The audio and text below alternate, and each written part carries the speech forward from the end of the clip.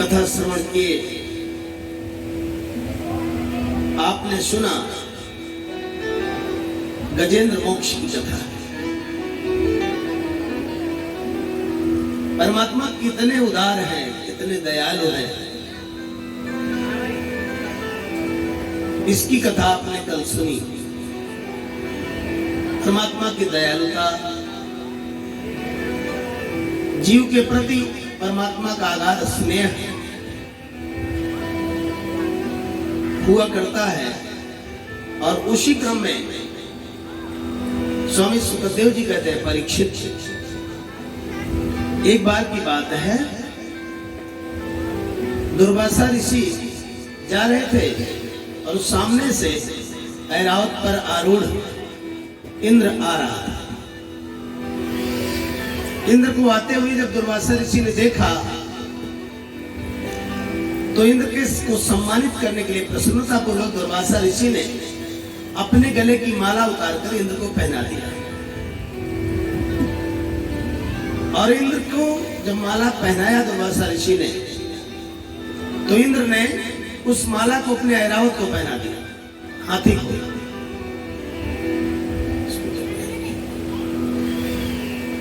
अपने हाथी को पहना दिया।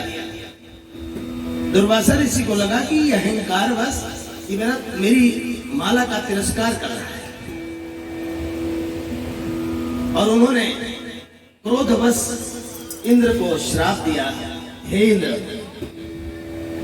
तुझको इतना अभिमान है,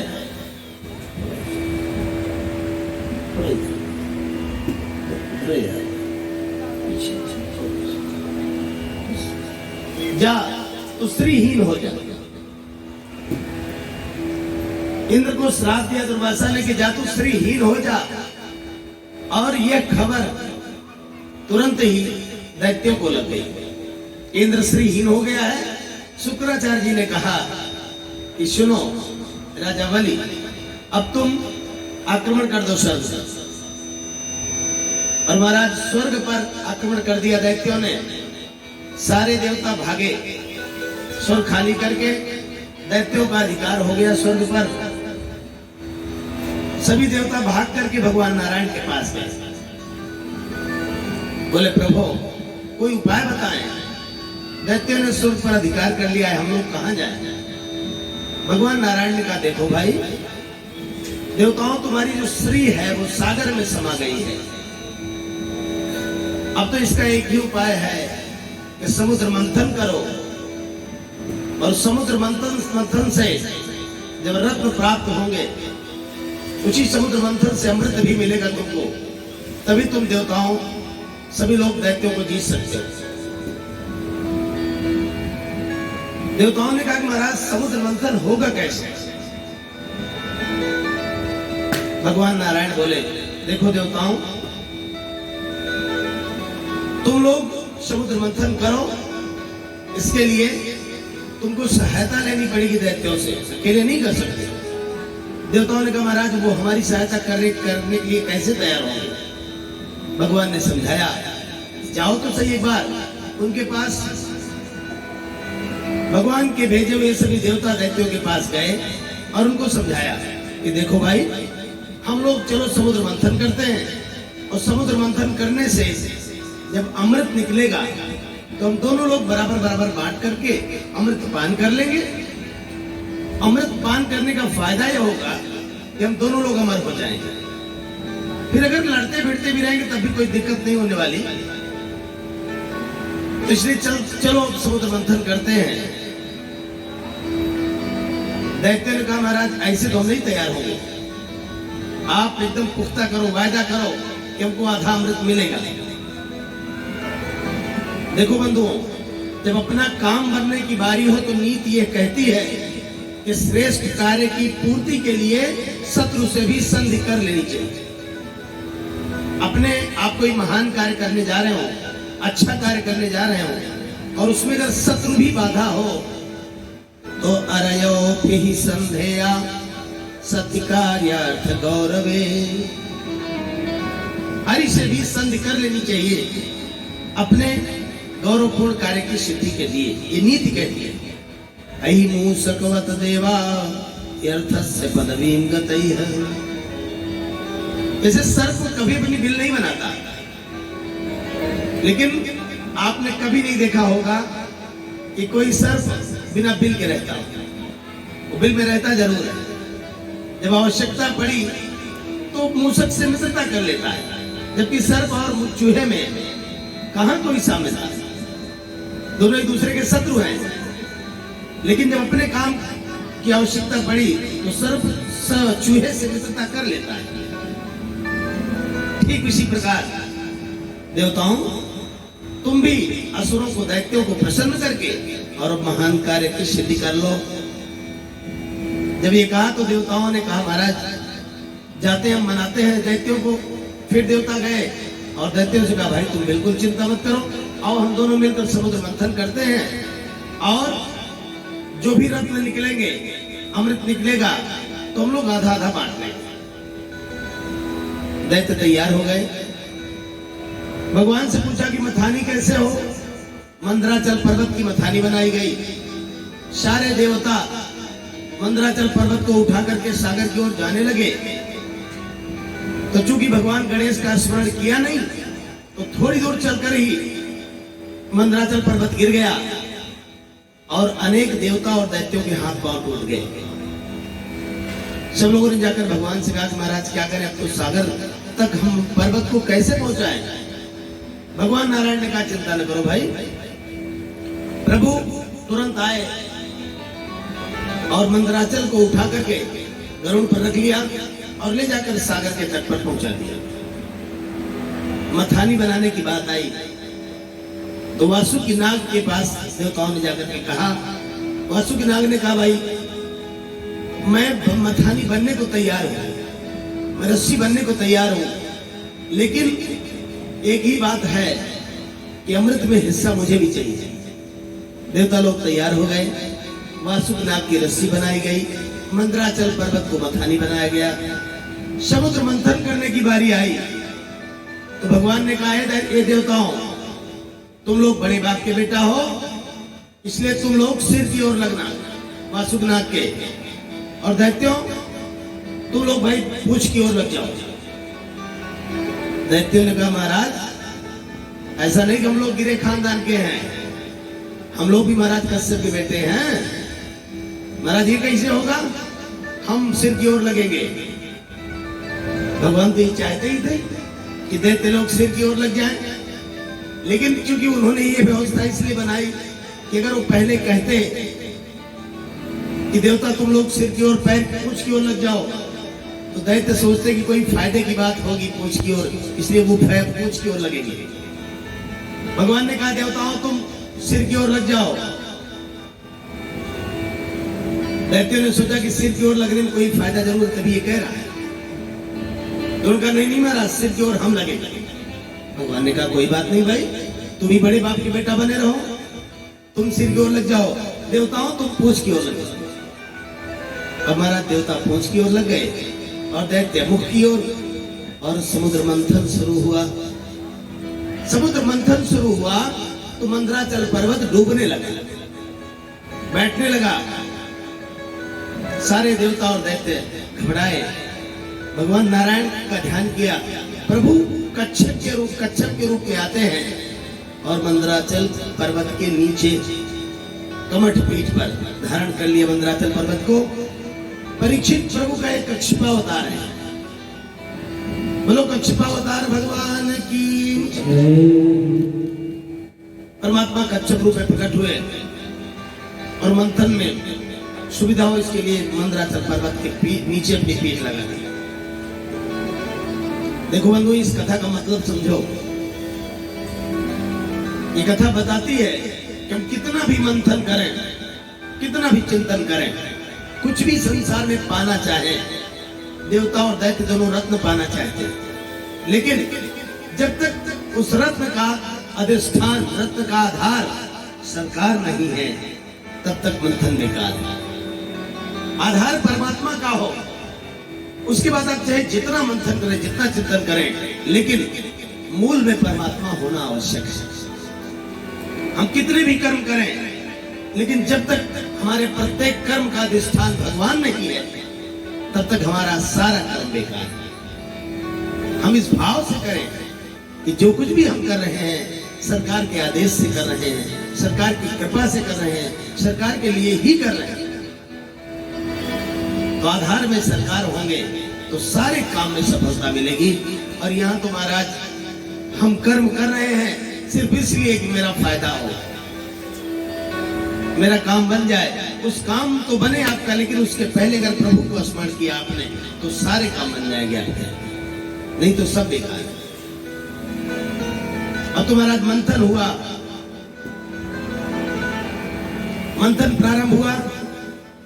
सबसे पहले मंथन प्रारंभ होते ही अब जब वासुकीनाग को खींचे तो वासुकीनाग को जब पीड़ा हो तो फुफकारे, उसके मुख से जो विष निकले अनेक असुर जलने लगे। असुरों देखते ने कहा, हे भगवान, हम अच्छे बने बाप, बड़े बाप के बेटा, पूछ की ओर ही लगे होते तो अच्छा था। अब देवता बड़े खुश हैं, मंथन हो रहा है। सबसे पहला जो रत्न निकला महाराज विष निकला, हलाहल विष निकला। अब तो हलाहल विष के निकलते ही सारा संसार जलने लगा। अब देखो इसको भी समझो, सबसे पहले विष क्यों निकला? विष इसलिए निकला कि जब आप परमात्मा का ध्यान करोगे, परमात्मा की कृपा आपके जीवन में आएगी, तो सबसे पहले सरकार जीव के जीवन की विषता को ही दूर किया करते हैं। जीव के अंतःकरण में जो अज्ञान है, जो विष है, जो कलुषता है, जो क्लेश है, जो द्वेष है, प्रभु पहले उसे ही दूर किया करते हैं। इसलिए जब भी तुम भगवान का ध्यान करोगे, सबसे पहले परमात्मा तुमको निर्दोष बनाने का प्रयास करेगा। दोष दुर्गुण निकालते हैं भाई, अंतःकरण में भगवान रहते हैं और अंतःकरण में ही तमाम दोष दुर्गुण दुर्विचार भरे पड़े हैं, तो भगवान कहाँ रहेंगे? विष निकला, सारे देवता और दैत्य परेशान किए, भगवान इसका क्या किया जाए? भगवान नारायण ने कहा, देवताओं परेशान मत हो, भगवान भूत भवन भोलेनाथ का ध्यान करें। भगवान शंकर का ध्यान किया समस्त देवताओं ने। भोलेनाथ पधारे, देव देव महादेव भूतात्मन भूत भावना त्राहिना शरणापन्नैः त्रैलोक्य दहना दिशात। हे प्रभु, हे भूत भावन भोलेनाथ, इस हलाल विष के ताप से संसार की रक्षा करने का काम केवल आप ही कर सकते हैं। हे दीनानाथ, हम सबकी रक्षा करें। परमात्मा कैलाश पर्वत पर विराजमान है। भगवती पार्वती से कहा, हे देवी, देवता मेरा आवाहन कर रहे हैं।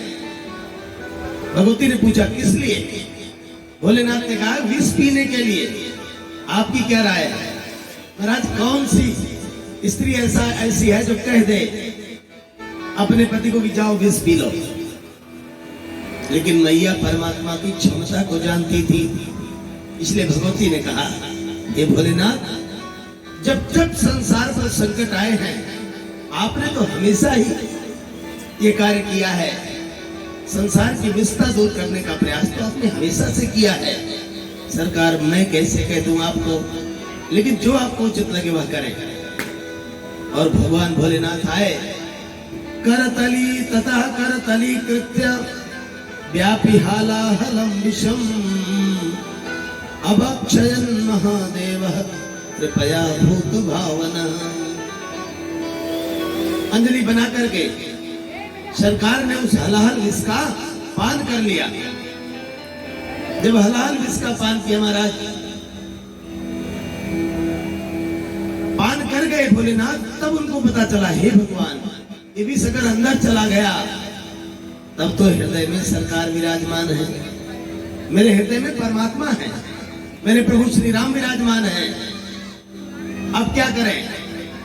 कंठ में ही रोक लिया उस विष को।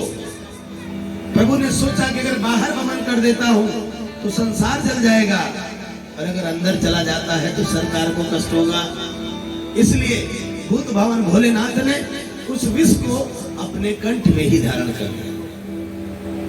अब इसका मतलब समझो आप, इस कथा का मतलब क्या है?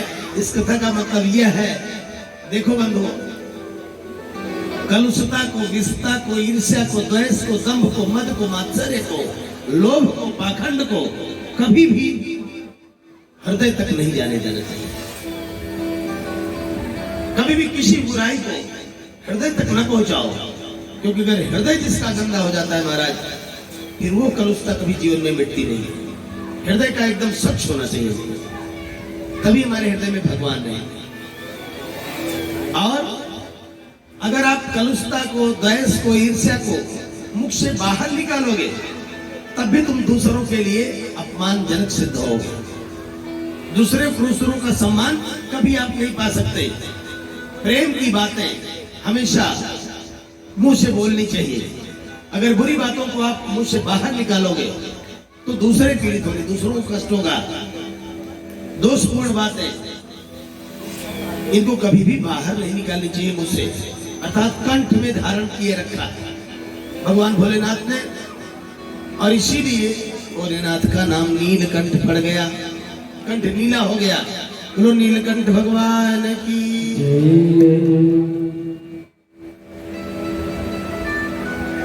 भगवान भोलेनाथ ने विष का पान किया।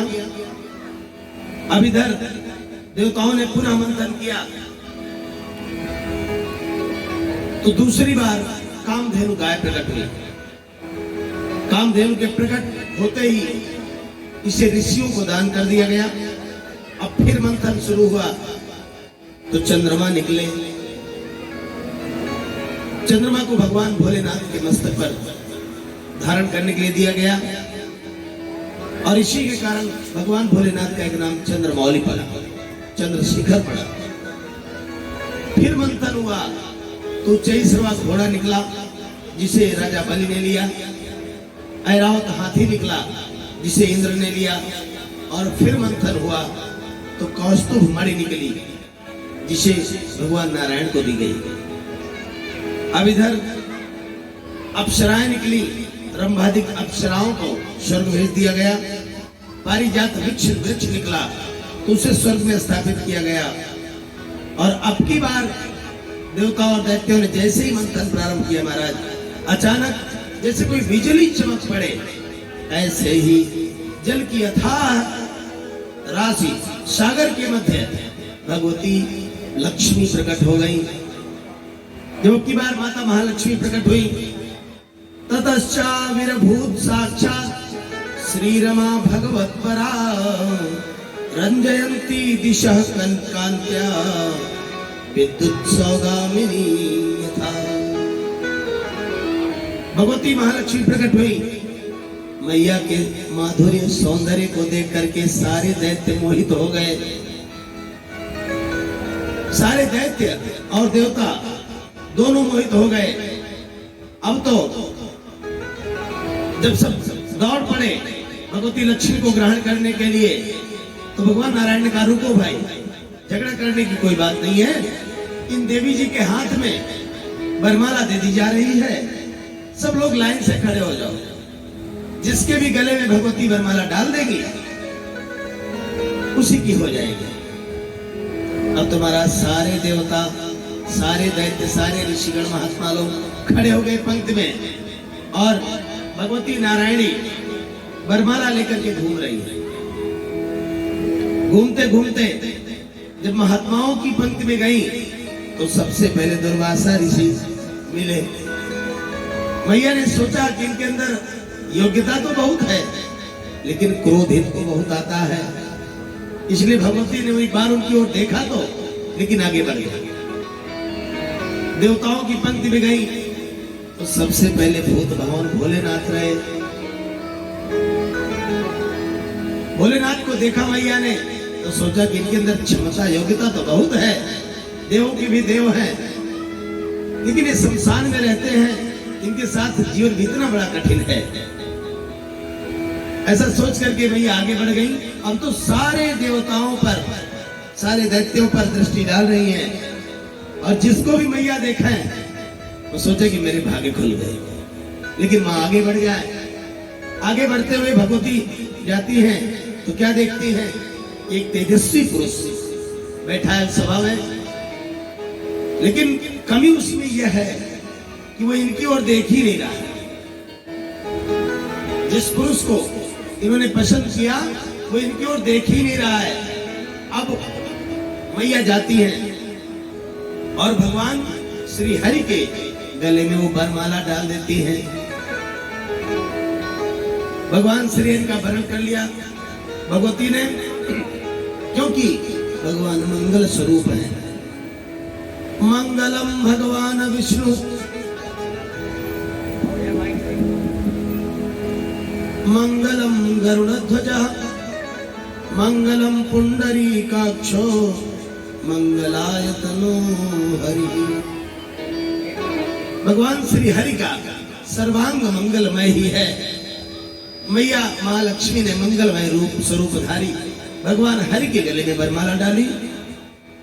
अब इधर विचार करो बंधुओं, सारे देवता, सारे दैत्य, सारे महात्मा बैठे हैं, लेकिन भगवती ने विष्णु का ही वरण क्यों किया? जबकि मैया की ओर वो देख भी नहीं रहे थे। ये कथा बताती महाराज कि अगर लक्ष्मी के पीछे भागोगे तो लक्ष्मी तुमको मिलने वाली नहीं है, और जो लक्ष्मी को छोड़ करके श्री हरि का ध्यान करता है, भगवती लक्ष्मी उसकी दासी हो जाया करती है। क्योंकि मैया तो हमेशा चरण सेविका ही तो है भगवान नारायण की। जो प्रभु को पा लेता है अनायास ही लक्ष्मी उसको मिल जाती है। अब इधर मंथन हुआ आपकी बार, तो वारुणी निकली। वारुणी दैत्यों को दी गई। वारुणी के बाद फिर मंथन हुआ तो भगवान धन्वंतरी अपने हाथ में अमृत कलश लेकर के प्रकट हुए। अमृत कलश लेकर जैसे ही भगवान धन्वंतरी प्रकट हुए, दैत्य लोग टूट पड़े और धन्वंतरी भगवान के हाथ से अमृत का कलश छीन करके भागे सारे दैत्य। अब तो देवता घबराए कि महाराज अमृत तो निकला, लेकिन दैत्य लोग लेकर भाग गए, अब क्या करें? भगवान श्री हरि ने कहा, देवताओं बिल्कुल चिंता मत करो, इस संसार में किसी का भाग कोई दूसरा नहीं ग्रहण कर सकता, तुम बिल्कुल घबराओ नहीं। और परमात्मा ने मोहिनी रूप धारण किया, और जिधर से दैत्य भागे जा रहे थे वही रास्ते में सुंदर स्वरूप धारण करके सरकार विराजमान हो। अब देवता लोग, दैत्य लोग भागे जा रहे हैं, अब देवता लोग पीछे पीछे। दैत्यों ने देखा एक सुंदर स्त्री खड़ी है रास्ते में, वहीं पर रुक करके आपस में ही देवता लोग लड़ने लगे। पहले मैं पीऊंगा, पहले मैं पीऊंगा, पहले मैं पीऊंगा। इतने में भगवान तो सब इन्हीं के लिए खड़े ही थे।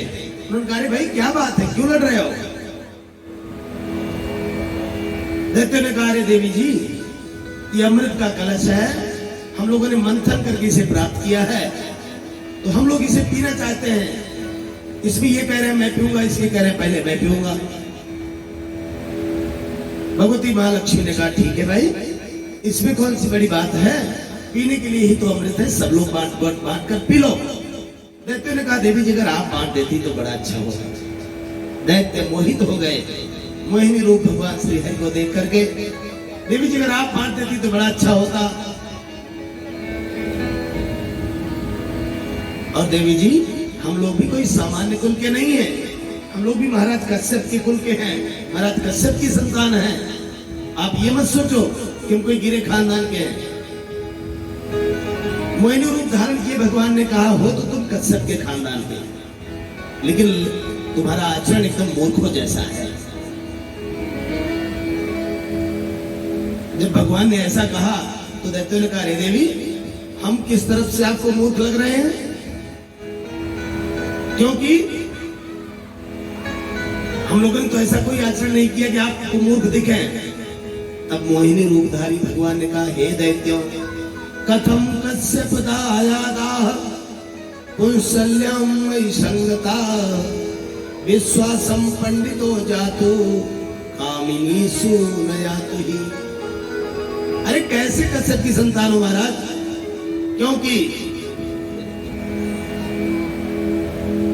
क्योंकि विद्वानों का ऐसा मानना है कि किसी भी विद्वान पुरुष को अजनबी स्त्रियों का विश्वास नहीं करना चाहिए। इस संसार में किसी भी अजनबी स्त्री का विश्वास विद्वान पुरुष को नहीं करना चाहिए।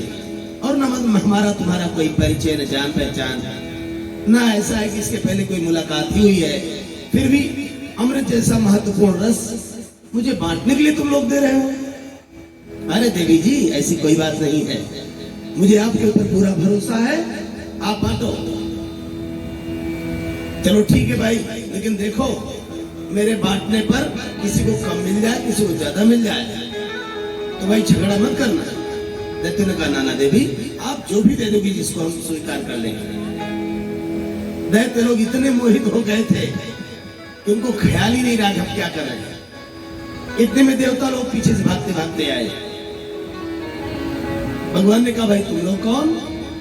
देवताओं ने कहा कि महाराज देवी जी, हम देवता हैं, हमने और इन्होंने दोनों लोगों ने मिल करके समुद्र मंथन किया था, लेकिन दैत्य लोग अमृत को छीन करके भाग आए। भगवान नारायण ने कहा क्यों भाई, अब ये लोग क्या कह रहे हैं? अब तो देवता अपनी बात करने लगे, दैत्य अपनी बात करने लगे। भगवान श्री हरि ने कहा देखो देखो लड़ो नहीं, पहले दोनों लोग लाइन लगाओ। देवता लोग लाइन लगाए, दैत्य भी लाइन लगाए।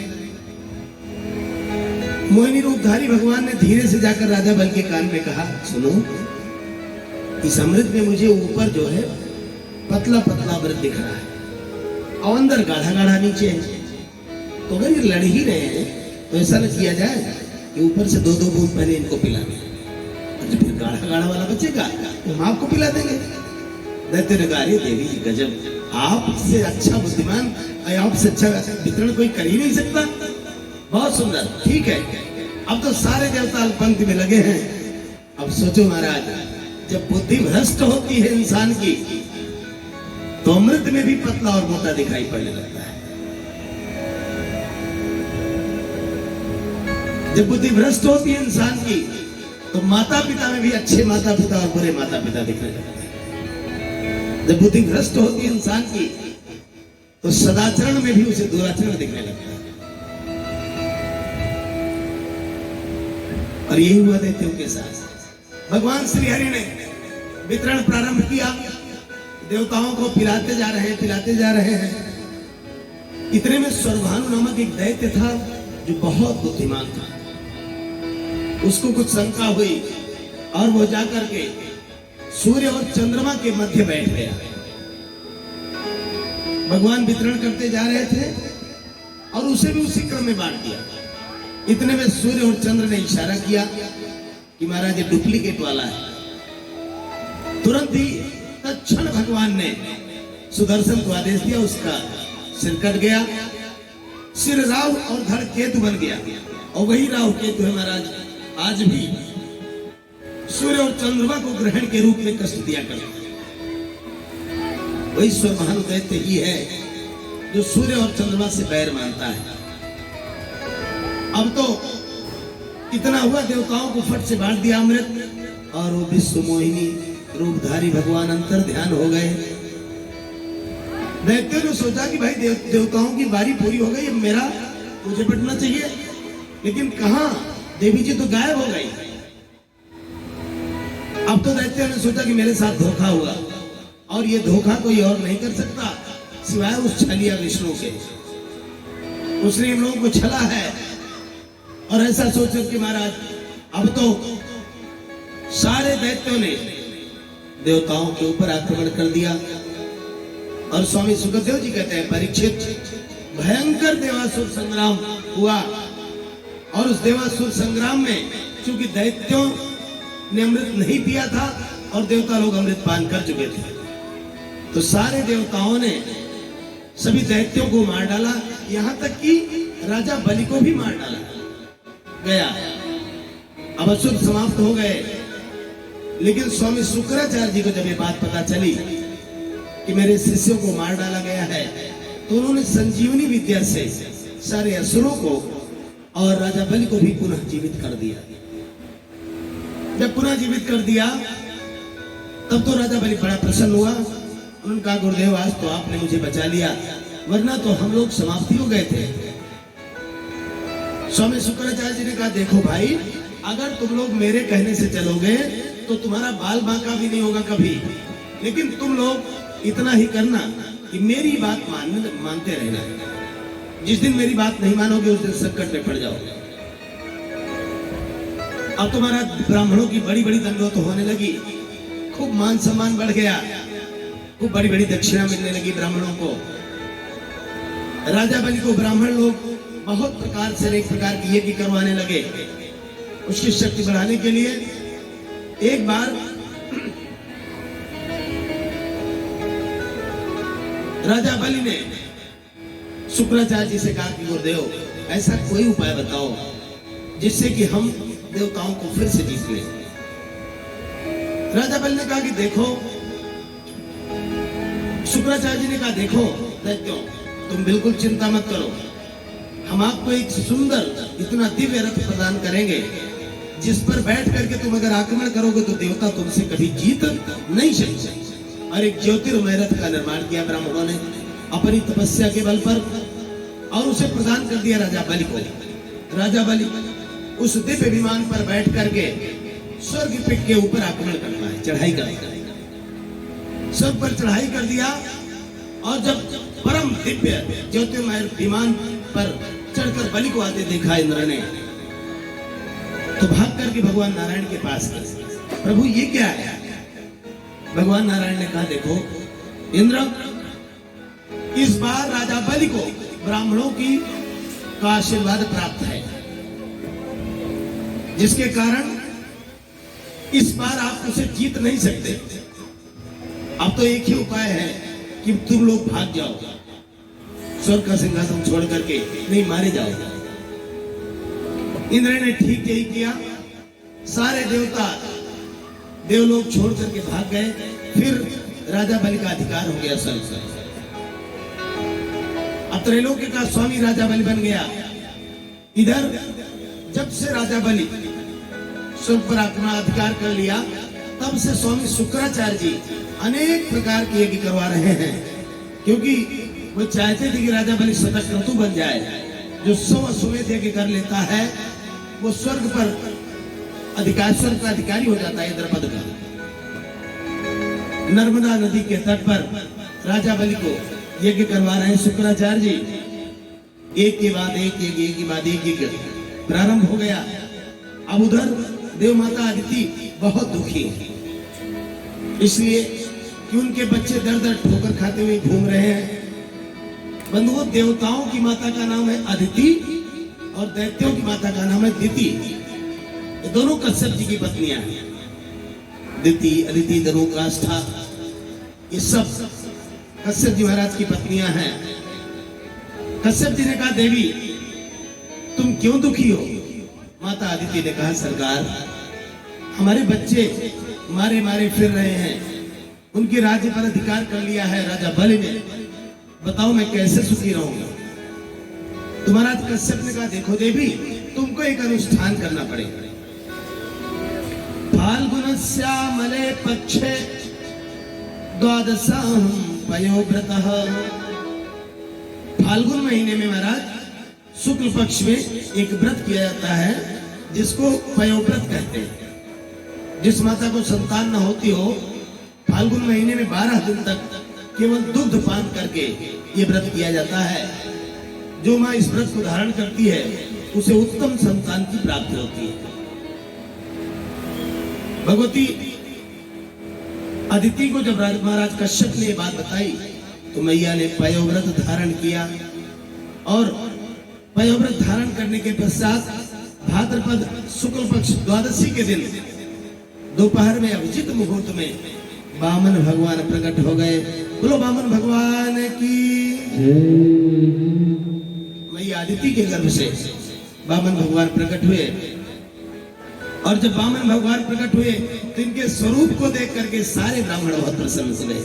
क्योंकि परमात्मा के बहुत अवतार हुए, लेकिन ब्राह्मण कुल में पहला अवतार है सरकार का। तम बटुम वामनम दृष्ट्वा मोदमाना महर्षयः। ऋषि मुनि बहुत प्रसन्न हो गए। कर्माणि कारयामासु पुरस्कृत्य प्रजापतिम।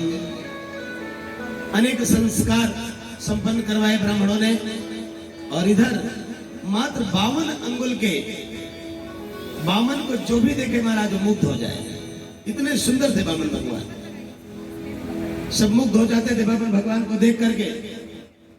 और देवताओं में आनंद का पारावार नहीं। ऋषि कुल में प्रभु प्रकट हुए हैं, तो सभी ने मिलकर के भगवान वामन का बहुत सुंदर यज्ञोपवीत संस्कार संपन्न कराया। महाराज यज्ञोपवीत संस्कार ब्राह्मण का प्रमुख संस्कार है। यज्ञोपवीत धारण करना मात्र धागे को धारण करना नहीं है।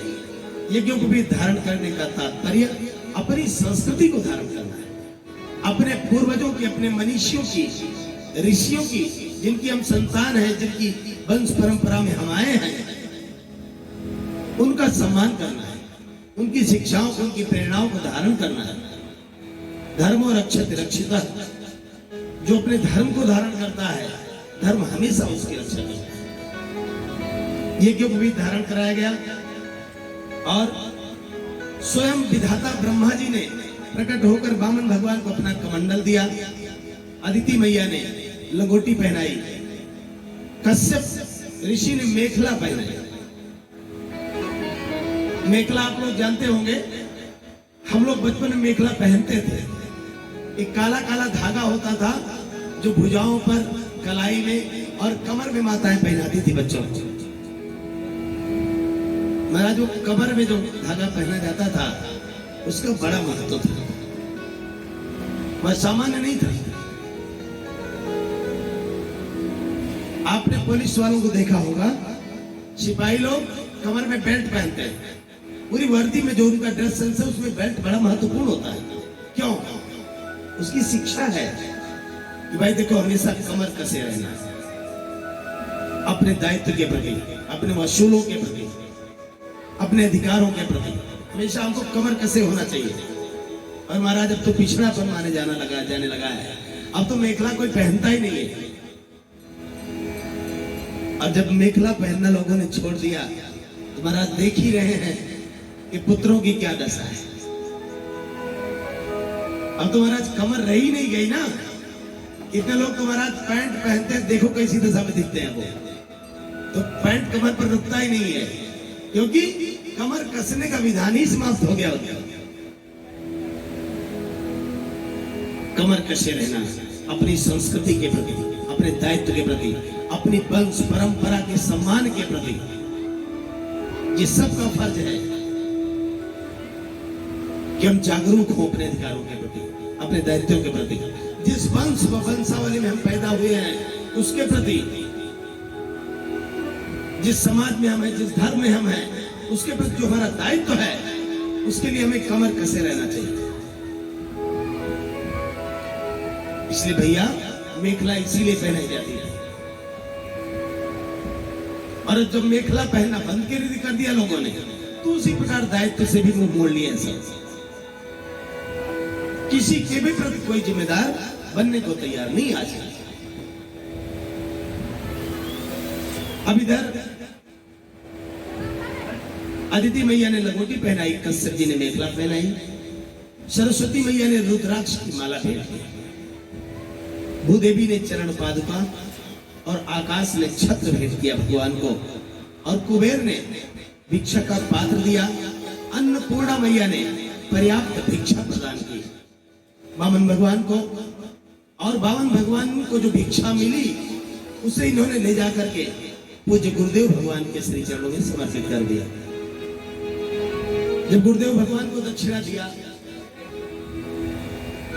वामन भगवान ने, तो भगवान बृहस्पति ने कहा, हे पुत्र, जैसा यजमान हो वैसी दक्षिणा भी होनी चाहिए।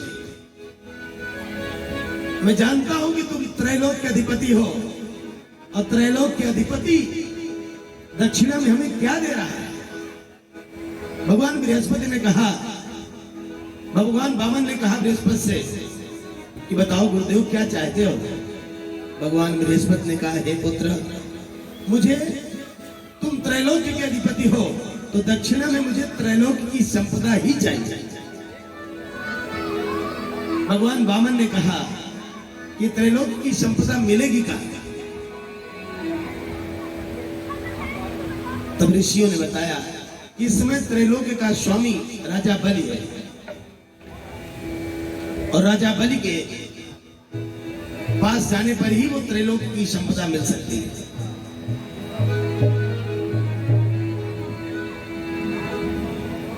ऐसा सोच करके वामन भगवान ने कहा कि बलि कहां मिलेगा?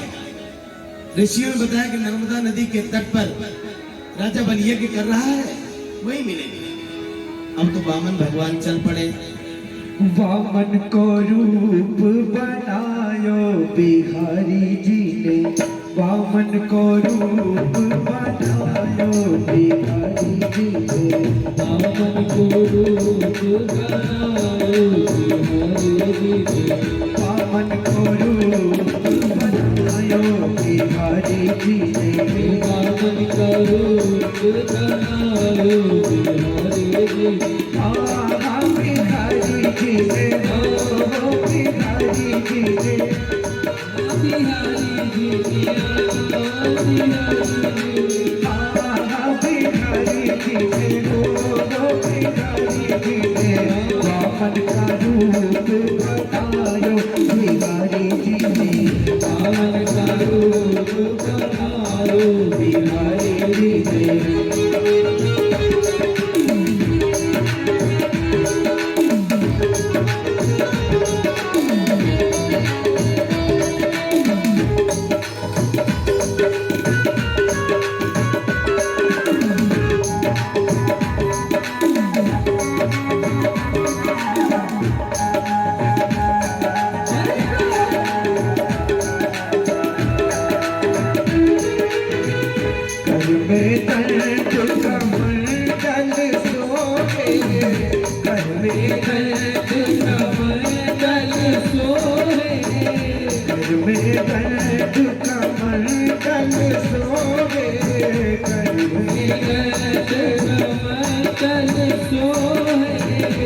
सिर पर छत धरायो बिहारी जी ने, सिर पर छत धरायो बिहारी जी ने, वामन को रूप बनायो बिहारी जी ने, वामन का रूप बनायो बिहारी जी ने।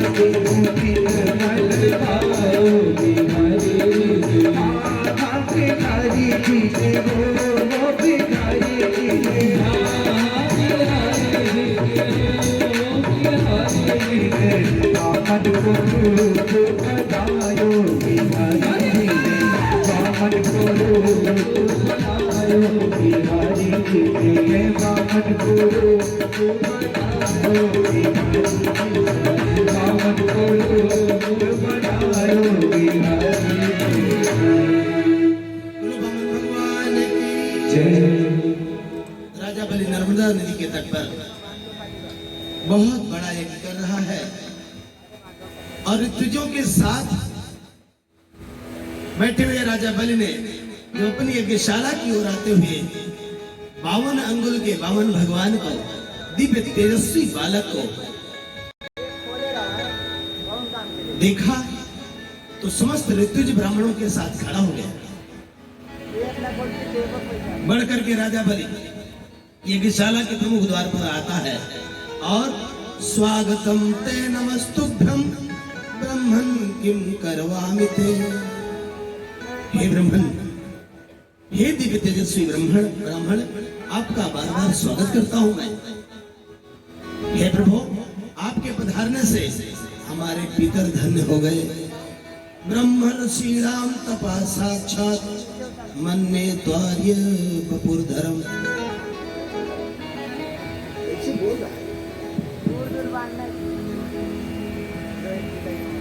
हे ब्राह्मण देवता, अद्य पितरः तृप्ता। आज आपके दर्शन मात्र से हमारे पितर तृप्त हो गए, हमारा जीवन धन्य हो गया। हे ब्राह्मण, हे तेजस्वी ब्राह्मण, आपका बार बार स्वागत करता हूं जो आप मेरे यहां पधारे हैं। हे ब्राह्मण, किस लिए आप आए हो? जो भी आपकी इच्छा हो आप बताओ, निसंकोच बताओ, मैं आपकी सारी इच्छाएं पूरी कर दूंगा।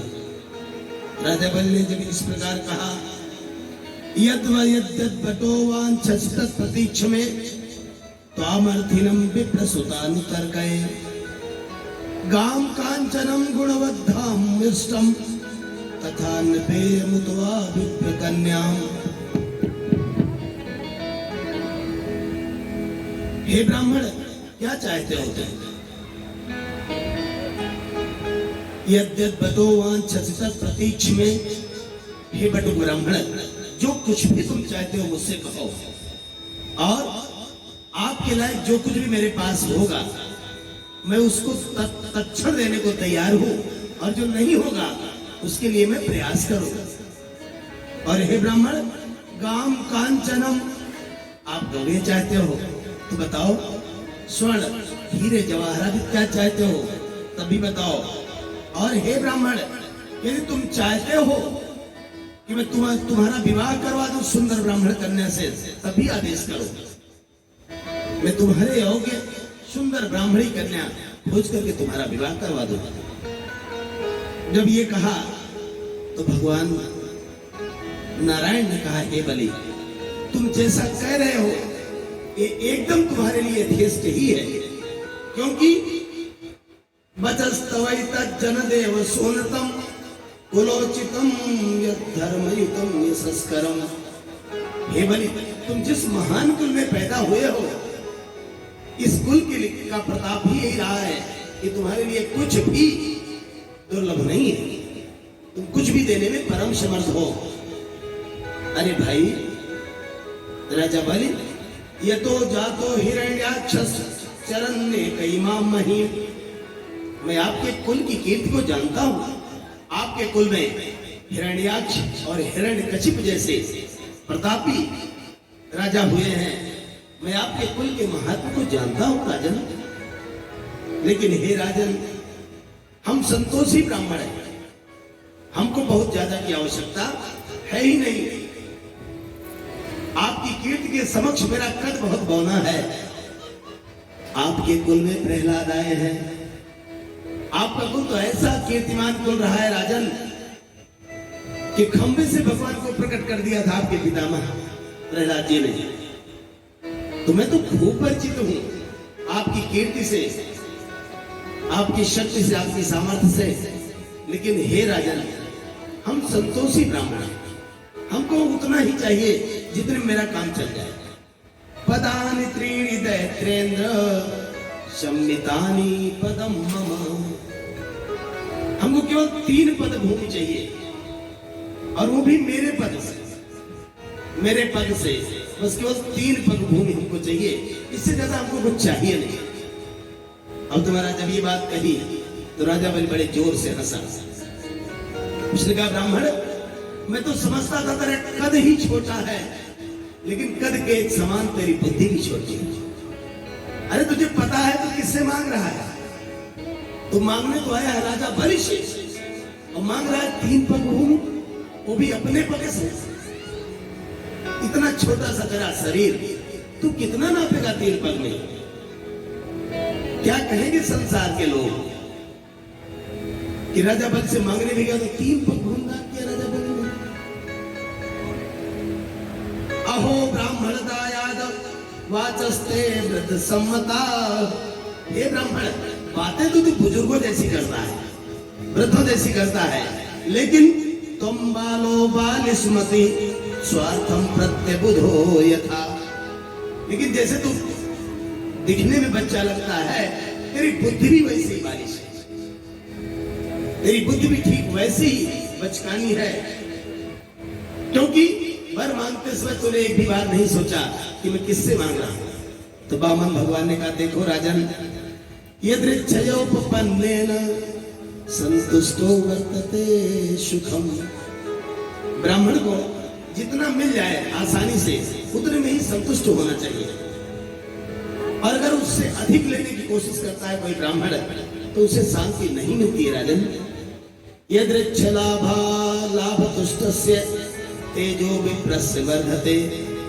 ये राजन, जो सम्मान पूर्वक स्नेह पूर्वक ब्राह्मण को जो दान मिलता है, ब्राह्मण उसे स्वीकार कर ले संतोष पूर्वक, तो इससे ब्राह्मण का तेज बढ़ता है।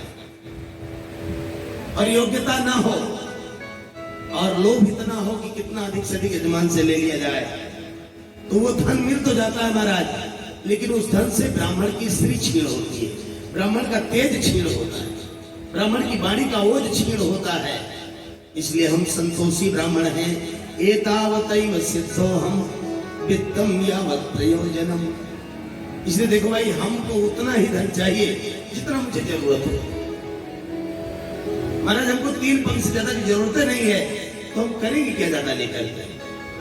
राजा बल ने कहा, चल ठीक है ब्राह्मण, अगर तेरी 3 पग जमीन लेने की ही इच्छा है तो मैंने तुझे दिया। भगवान वामन ने कहा, अगर दिया तो ऐसे थोड़ी दिया, चलो संकल्प करो। तो और जोर से हंसा राजा बल।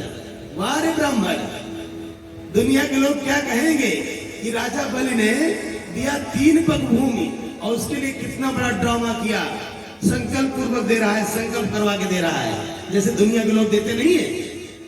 महाराज, भगवान ने कितना दिया है आपको, इसको कोई नहीं देखता, और जब प्रभु ने तुमको दिया तो कोई नहीं जान पाया।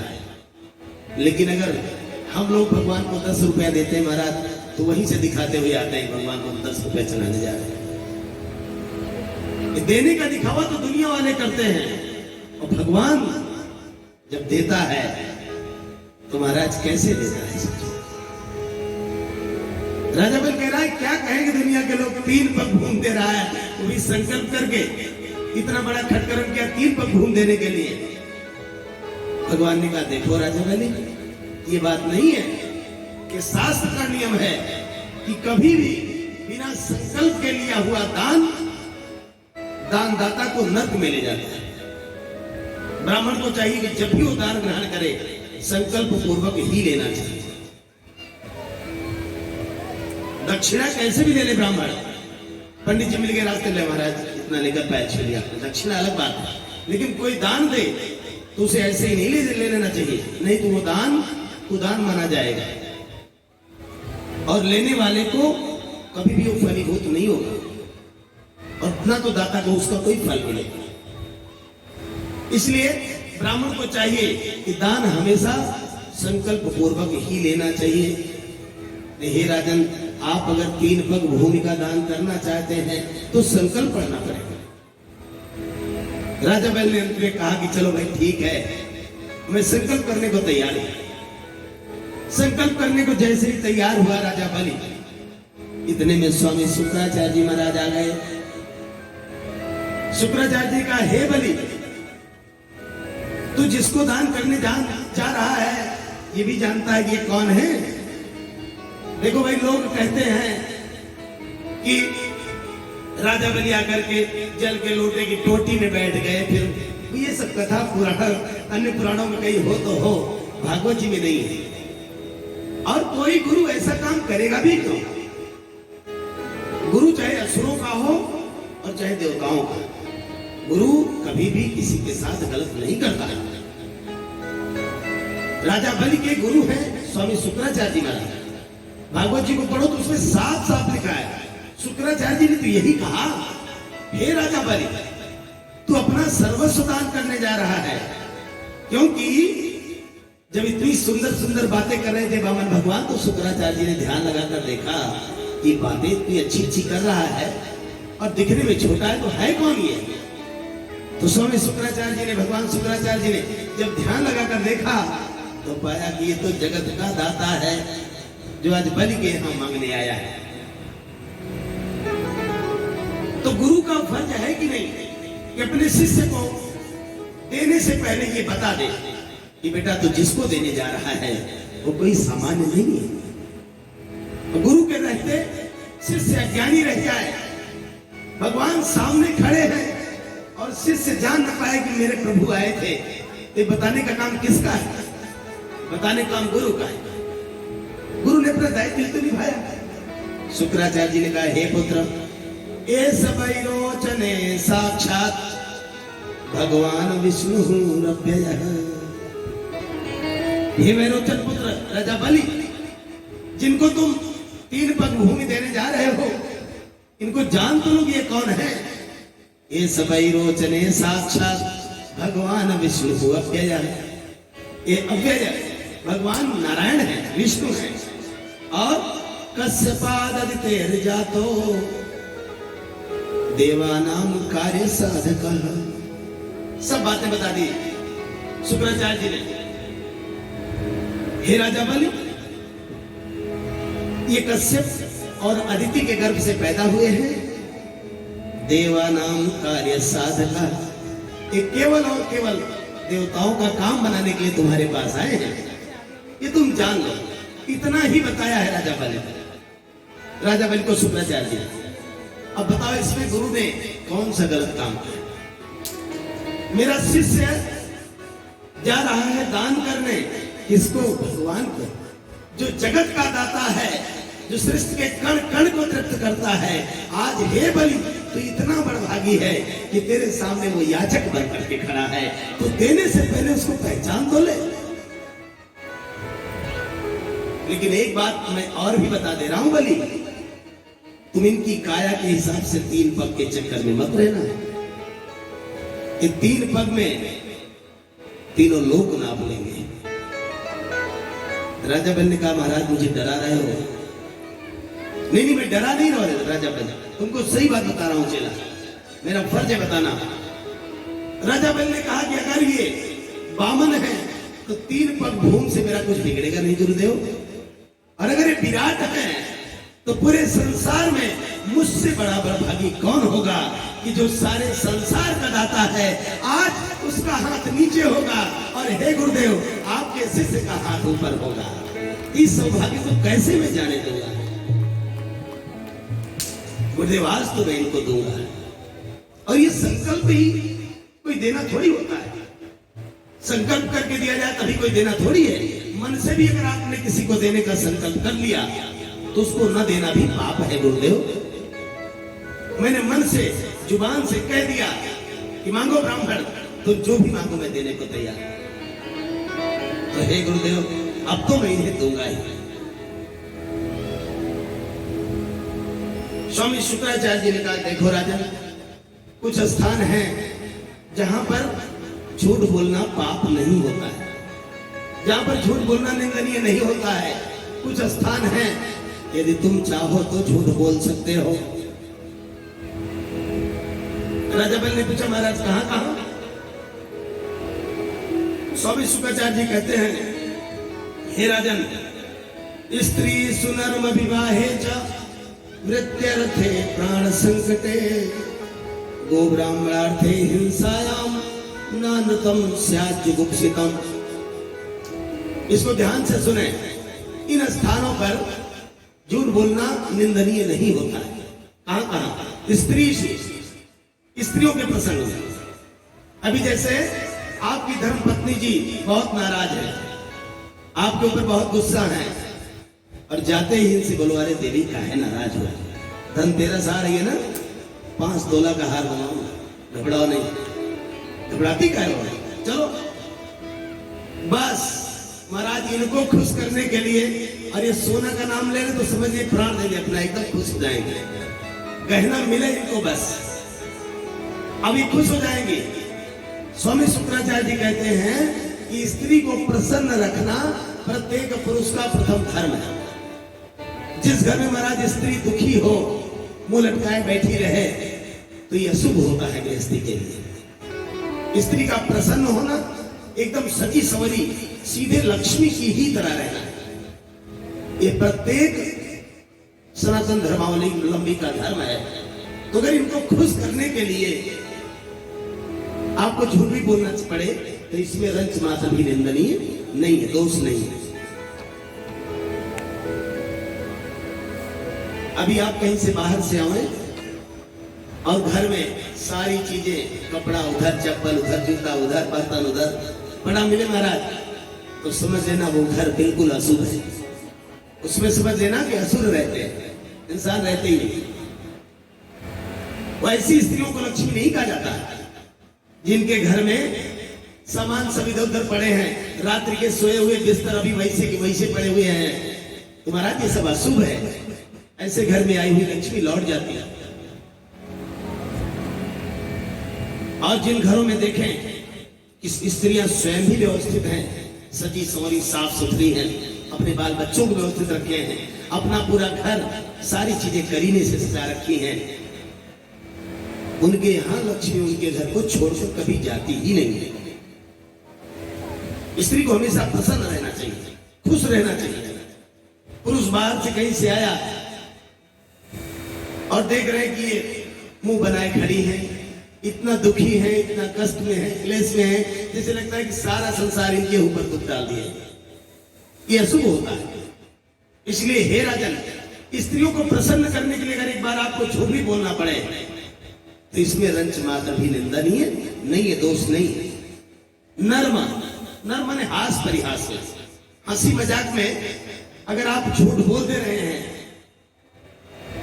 तो उसमें भी दोष नहीं होता है। विवाहे, विवाहे अर्थात किसी गरीब कन्या का विवाह